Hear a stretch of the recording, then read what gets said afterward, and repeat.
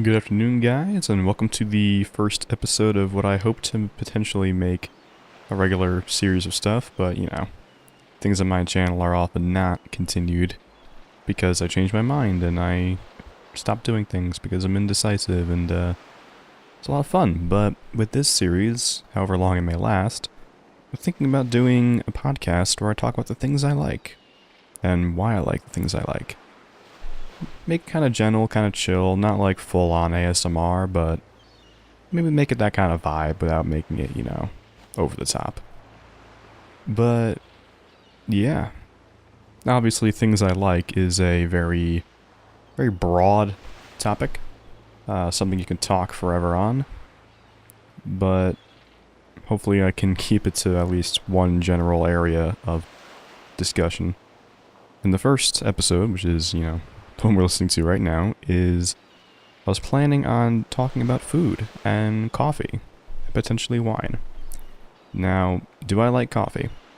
Well, anyone who knows me at all knows that I love my coffee, and knows that I don't like a lot of coffee shop coffees, or not coffee shop, but Starbucks, Dunkin' Donuts.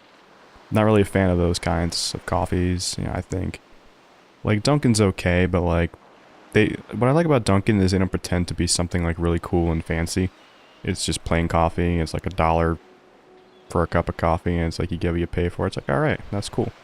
Starbucks, you pay a lot for something that tastes like burnt, because the beans are over roasted to shit. If anyone listening has worked at Starbucks, I'm not, no disrespect to, you baristas, because you guys have a lot of stuff you gotta remember. A lot goes into a lot of those drinks.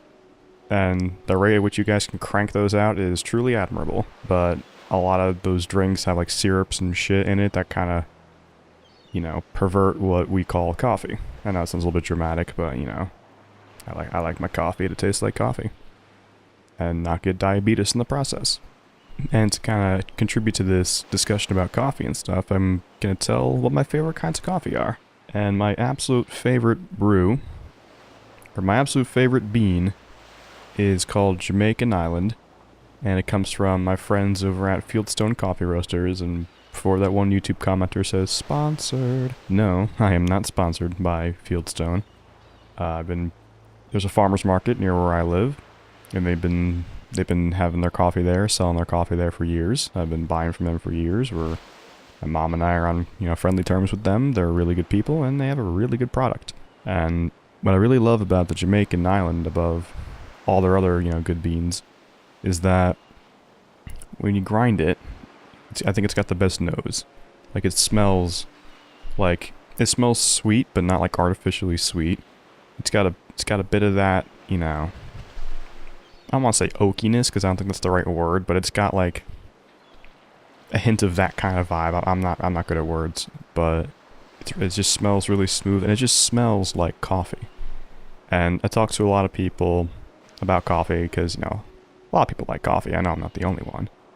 And my mom being chief among them. My mom is probably the one who really got me into coffee. But she's the kind of person who needs to put a lot of sweetener, a lot of cream or whatever in her coffee in order for her to be able to drink it. And I finally, it's kind of like with music, because my mom also got me into a lot of the music I'm into. I took it a lot further with how much I got into it. And I introduced her to the Jamaican bean, and when I ground it, and when I, let it breathe for a bit, and then when I brewed it for her, she says, oh my god, this is really, really, really good. And before she even tastes it, she says, oh my god, that smells really, really, really good. I'm like, yeah, try it without cream. She says, I don't know if I could do that, coffee tastes like dirt. And I'm like, well, good coffee that's not over-roasted or brewed too strong won't taste like dirt. And she tried it, and it was really good. She liked it. I don't think she would drink it black, regularly. She probably needs a little bit of cream, because that's just, how her taste buds are. But I'll always make the argument that in most cases, unless you just have a super sweet tooth, which some people do, and there's nothing wrong with that, that if you have really good, high-quality, smooth coffee beans, then it's going to make really tasty, smooth coffee. And it's not going to taste like dirt, and you're not going to need to add all kinds of stuff to it. I've been all over the map in terms of how I used to take my coffee. When I first started drinking coffee, I was probably 12 or 13, which is younger than a lot of people drinking coffee. And I used to put a lot of cream and sugar in it because I just thought that's how you did it. You know, that's how my mom did it, that's how my dad did it, that's how my older sister did it, so that's just how I did it. But as time went on, I started changing it.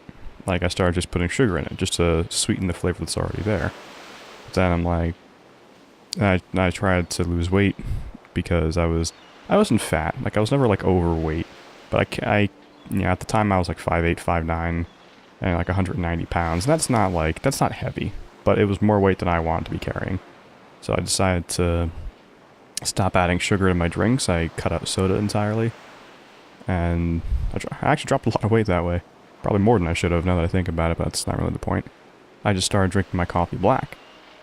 And like some of the stronger, brews, like there's a historic, most of the coffee I buy is from my friends at Fieldstone. And they have a historic brew, which is really strong. And I actually don't drink that too much because it is a little bit too strong for me. Especially to drink black, it's just a little bit too strong, but I can definitely understand why some people would love it. The Ethiopian is good, but it kind of lacks flavor. The Kenya is really good. It's got that has a bit of nuttiness, and it's really nice. It's got like an oaky nuttiness almost, and that's really good. But yeah, when it comes to coffee, the things that I really like is that when the nose can tell you almost as much as your palate. It's kind of like wine. Like when you drink wine or whiskey or, a lot of good, alcoholic beverages, the first thing you should always do is sniff your wine. Like with wine, you swirl it to aerate it. And even with coffee, I do that. I don't even think that you're supposed to do that. I don't even think that's relevant to drinking coffee. But because I also like my wine, I'm that douche who swirls his coffee in the morning. But when you smell it, when you smell your coffee, you smell your wine, you smell your whiskey, it opens up your senses to the taste. Like, if you were to just drink, your coffee without smelling it or anything like that, or especially if you brewed it too strong, you're just going to taste dirt. And you're going to be like, oh my god, I need all this cream, I need all this sugar. And with wine, if you just sip it, you're just going to taste, sour grape juice. And with whiskey, if you just drink it, you're going to taste shoe shine or whatever. But if you allow yourself to open up your senses to the taste by smelling it, once, twice, 3 times, through both nostrils, because both nostrils pick up different things, and you kind of open yourself up to the taste, and it's really enjoyable experience. Yeah, as much as I enjoy the various, flavors and stuff you pick up with wine and coffee and stuff, I'm not actually that good at picking up the different tastes. Like my uncle Jeff is a very smart guy, pretty wealthy guy as well, and he loves his wine. And he married a full-blooded Italian woman a bunch of years back, and up until the past few years when he had kids, he would make homemade wine with her father, his father-in-law, every season. And he really got into wine. My mother's side of the family is Italian, so like I grew up with an appreciation, for wine and all that good stuff. And something my uncle is really good at is he can taste everything in a bottle of wine. Like, some people will say, oh, that's really nice, that's really tasty, oh, it's got a good nose, oh, it's got a nice body. He'll do all that, plus, oh, it's got really good legs, and oh, there's a hint of black pepper on the front end, but then there's this bit of vanilla. And then if you go way in the back, there's a bit of oakiness, you can kind of taste the barrel. And, like, he can just go on forever. Like, oh, wow, there's lavender too, if you think about it. Like, he can go forever about the very dynamic tastes of a bottle of wine. And I wish I could do that. I wish I can really take in all the various aspects of what makes things like wine and whiskey and coffee and stuff tasty. I think coffee is what I'm best at. But when I eat or drink something, people always say, oh, why do you overanalyze your food? Just eat it and enjoy it. Like, I love analyzing food and stuff. Like, I love thinking about the different flavors, the different flavor contrasts, the things that just go together that really make for a really good taste and something that just makes you happy to eat. Like, for me, I have something called, I don't know if it's actually like a real thing. And I just lost my train of thought as my phone rang from an unknown number. What was I talking about? Oh yeah, we're talking food. I don't know if this is a real thing. It's just something I jokingly call it, but there's something to which I refer as the Holy Trinity in flavor contrast. It's when you can have something that's sweet, savory, and spicy. Like that's the three, benchmarks of, a lot of good flavors. Not all of them, obviously. There's endless, variety in terms of that. But those are the big three in my regard. Or in my opinion, rather. And I think if something can take at least two of those aspects and meet both of them. Like if something is sweet and spicy. Like a lot of people hate, oh, pineapple on pizza. Like pineapple on pizza. That's such a meme. Why is it a meme? I don't know. Tell me about it. Why is it such a meme? I don't know. But I think a lot of the reason that people like pineapple on pizza is because there's like a savoriness and like a saltiness to the cheese that goes really well with the sweetness of the pineapple. And my English teacher, years back, in my senior year of high school, his favorite pizza was pineapple and jalapeno. And the reason he really liked that is because there's a rich sweetness from the pineapple that contrasted really well with the spice from the jalapenos. And jalapenos aren't terribly spicy. They're not. They're actually on the very low end of spice in terms of, like, in the grand scheme of peppers. Fun fact, I used to grow some of the hottest peppers in the world in my garden when I was young because I was crazy and I really loved spicy stuff. I went through a phase. But, using hot peppers and loving spice gave me a broader appreciation for flavor in general. And it was something I really got into, and I just, to this day, like, my stomach isn't quite what it used to be. Which, I'm only in my 20s, I didn't think your stomach started weakening until you were older, but whatever. Probably all the hot food I used to eat. But even now, like, I put, like, just a little bit of red pepper flakes on a lot of things that I eat. Because I think just a little bit of spice just kind of helps.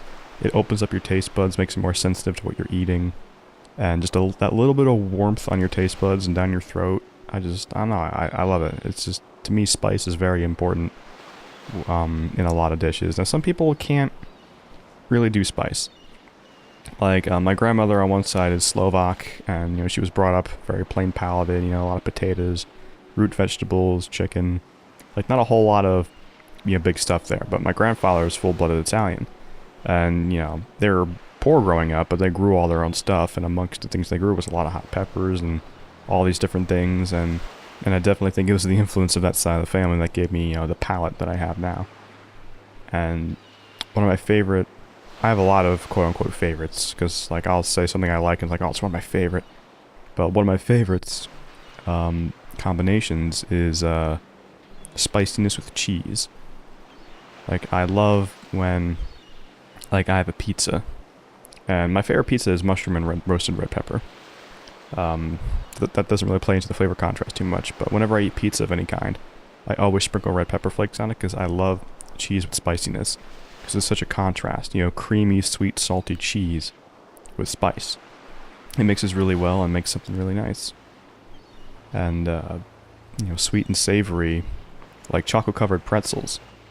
I am a sucker for chocolate-covered pretzels because you got the salty savoriness of the pretzel covered in the smooth, creamy chocolatiness, sweetness of the chocolate, and it's just so good. Like, flavor, I can go on and on and on about flavor contrast and, oh, this food and this food, but it would just be me talking about, which combinations go great together. That's not exactly the main point of this little random-ass discussion. The ones I gave were just more examples of the greater concept, which I enjoy. But yeah, in terms of other, combinations of flavors and stuff I like, I'm not really big into fruit in my dessert. And that might sound like blasphemy. But I love apple pie. My stepmom's mother makes, like, the best homemade apple pie. And, like, blueberry pie, it's like, okay, sure. A little bit of, like, peach pie or peach cobbler, it's like, yeah, okay. But, like, overall, I don't love fruit in my dessert. I love fruit in general. I love bananas. I'll dip apples in peanut butter and Nutella, and, I'll eat that shit all day. Yeah, just fruit in general. Like, I grew up eating healthy. Like, I mostly grew up with my mom, and my mom has some, like, genetic family issues, where there's a lot of dietary issues. So the diet was limited. We had to do a lot of clean eating growing up. And I lived mostly with her, because my parents were divorced when I was 7 or so. Yeah. I live with my dad now, everything's fine. But when I was growing up with my mom, I had to eat very clean. And there's a lot of fruits, a lot of vegetables. So I always had an appreciation for that, but for some reason, fruits in my dessert is something I just really don't like all that much. But, give me a good apple pie, and oof. Yeah, I'll go to town with that. There's almost a bit of, like, ASMR-esque value to cooking.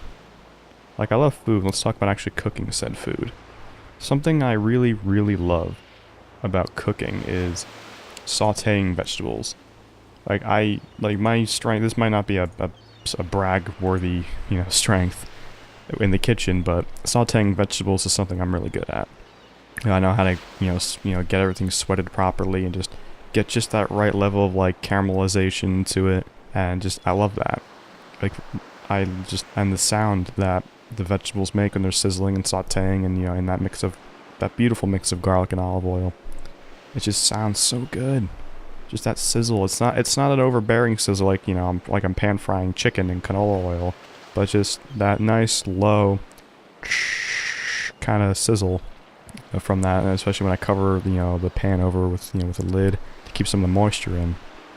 Just that low, semi-suppressed sizzle of sautéing vegetables is just such a good. I keep saying good. It's such a weak term. It's such a lovely sound. To me, it's almost like a symphony of sorts. And I know it's really cheesy, and I am a music nerd, so it was the first thing that came to my head. But it just sounds like a symphony of, just sizzling and crackling and snapping and popping, and I know what that's gonna taste like, and it just kind of adds the anticipation to the cooking process. And when I think about food, or just anything I eat or drink, it has to be an adventure.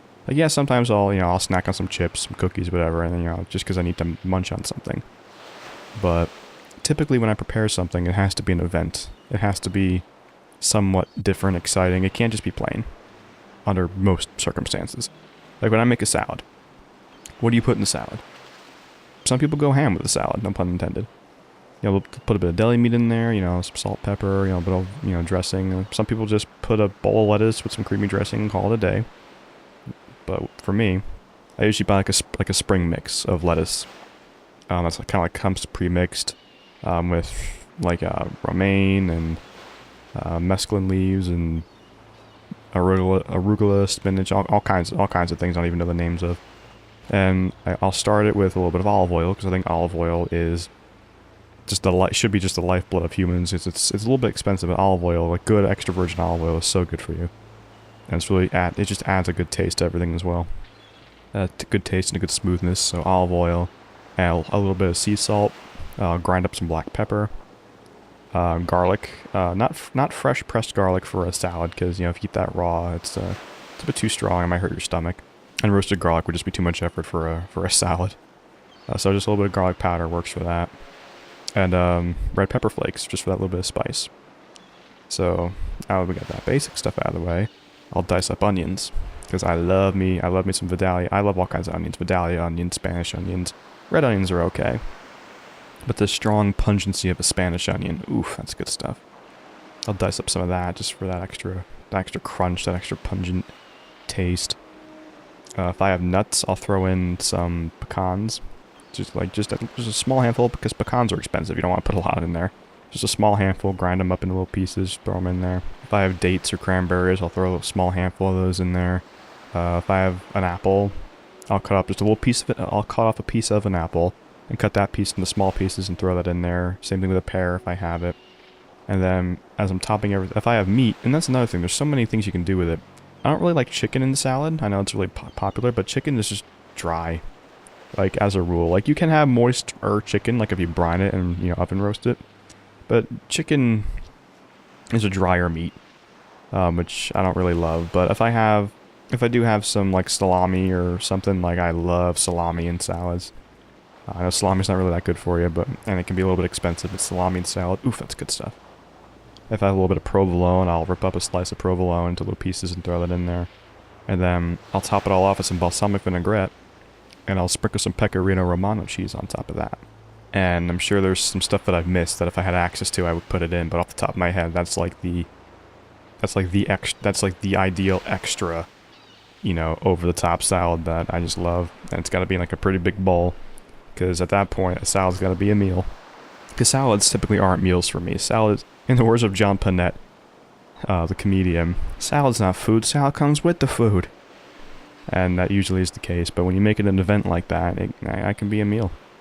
It's really good for you. It ticks all the boxes. You got your meat, your protein, your fruits, a lot of fiber in the leaves, your oil, your, vinaigrette's always good, a little bit of natural sugar, your spices and stuff. It's just, see that, like just making a salad for me is an example of why food should be exciting. You should also feel an anticipation like, oh man, when I'm done making this, I get to eat it. It's gonna be the best experience ever. Obviously that's a bit of an exaggeration, but you should feel proud in the things that you make. And I think that translates to real life and to jobs and hobbies. Like, you should put time and effort and have pride in what you do. And you should really look forward to the end result. Be like, yeah, I did this and now I'm enjoying the shit out of it. And what's even better is you can share that with other people. Like, you can make, like, I'm lazy. And I haven't done a lot of cooking recently, but I used to cook a lot. Like, every other night. And I would always do something with it. Like, I would always do something special. Not always, but I liked the opportunity to do something different. And my favorite thing that I do make is Moroccan-influenced chili. And the reason I just say influence is because it just has influences of, of that part of the world. It's not truly authentic by any means. But it's ground turkey, which I know some people are going to crucify me because ground turkey for chili, a lot of people like it. I like it. It's good. Start the pan with olive oil, of course. Some diced onions, some diced carrots. Not celery. Like, I know I'm breaking the rule of 3 with mirepoix. Mirepoix being just the French word for onion, celery, carrots. But I don't usually use celery in my chili. So onion, carrots, ground turkey meat, salt, pepper, garlic, fresh garlic, and diced tomatoes, but I'll cut them into really small pieces, and I'll just get some extra tomato juice just to make it sweeter and juicier, to get those tomato flavors. And the spices that are really important is there's a seasoning blend I buy called Moroccan spice. I don't remember everything, but it's a lot of baking spices. Like, there's ginger, cinnamon, cardamom, there's turmeric, which a lot of people don't use in cooking, but some people do. I like using turmeric. It just adds something to it. And there's other stuff in there which I probably don't remember, brown sugar and other stuff. Sometimes they'll put a little bit of cocoa powder in there. Like, I make it a very sweet chili, but I also make it a little bit spicy at the same time. Like, my stepmom doesn't really do spice, but she loves my chili because I have to tone down the spice for her. But just think about it. All that sweet stuff all working together with a little bit of spice on top, just to add that diversity, that flavor contrast, that dynamic flavoring. And then all that together is probably, from start to finish, with simmering and letting it sit for a while, it's probably looking at 2 hours or something at least, making that, which might sound like a lot for some people, but like amateur hour for others. Because I know some people are like, oh, I'll spend all day in the kitchen on something. And I've been there. I used to make pasta sauce, homemade, or gravy, depending on what part of the motherland you're from, or what part of Jersey you're from, I guess. But I used to make my homemade pasta sauce because I used to garden a lot. The 2 big things that I would have in my garden were hot peppers and tomatoes. But I, of course, had sweet peppers, cucumbers, squash, all that stuff. But I had a lot of tomato plants, and I would, start like at probably 10 or 11 o'clock in the morning, and I would boil the tomatoes, then I'd drop them in hot water, I'd peel off the skin, and then I would drop those in another pot and keep the heat on low. A little bit of mirepoix, a little bit of onion, carrot, celery, not too much, just a little bit. And, a lot of fresh garlic. It has to be, a garlicky pasta sauce is a necessary pasta sauce. Like, with the exception of people who can't digest garlic or it hurts your stomach, you're obviously the exception. But if you don't like garlic in, like, your pasta sauce, like, something's wrong with you. Sorry. It's just really good. Now chop up little bits of zucchini, little bits of squash, It's not just a smooth, plain pasta sauce. Like, it's smooth, but it's chunky at the same time, And I would simmer that shit all day. Like, I would keep the heat on really, really, really low. This is in my mom's house. We had an electric stove, not a gas stove with an open flame. And, like, I would set my alarm to wake up during the night. Like, not like all night, but like until like the early hours in the morning. And to keep stirring it. Because the heat was on really, really, really, really low. Like, on an electric stove, you can turn down the heat so low, it's barely even there. Just enough to keep things warm and, not quite simmering. And then I would, put it in the refrigerator and then reheat it the next day when I would use it. Sometimes, it depends on the timing. Sometimes I would finish it for, in time for like a late dinner. Sometimes I wouldn't, and the pot would just go in the refrigerator. But, like, I don't go plain with a lot of things. Like salad, chili, not pasta, well, even pasta too, but pasta sauce. I used to go so extra with a lot of things that I cook, and I still do that when I have the time and the motivation to do it. Because to me, that just yields a much more satisfying product. And I feel like, again, it's the case with a lot of things, real life, jobs, hobbies, anything. When you put so much more into it, you get so much more out of it. And I just think that's a really satisfying feeling, and I think that's a good place to end this. I know this is extremely random. I'm actually debating uploading this because it might be kind of cheesy, cringy, unnecessary, but I don't know. I've been trying to get back into podcasting recently. Me and Cavo are putting Patch Day on hiatus. We want to start up something again because we both love podcasting and we both love doing stuff together. But we want to do more than just appear on each other's streams. We want to go back to doing some kind of podcasty thing together again because that was a lot of fun. We just got to find something we both enjoy talking about and keep a consistency going and just find something that works. He's more creative than I am. But I love discussing things. I love podcasting. I'm a bit of an audio nerd, so us together, we make a good team. But yeah, thanks for joining my random early afternoon rambles of the Things I Like podcast. And yes, I might call it that. That's probably going to be the name for it. It's not super creative, but yeah. Thank you for tuning in. If you have anything to add, any comments you might want to make, let me know. I love talking about stuff with people. And until you hear me or see me again, live well.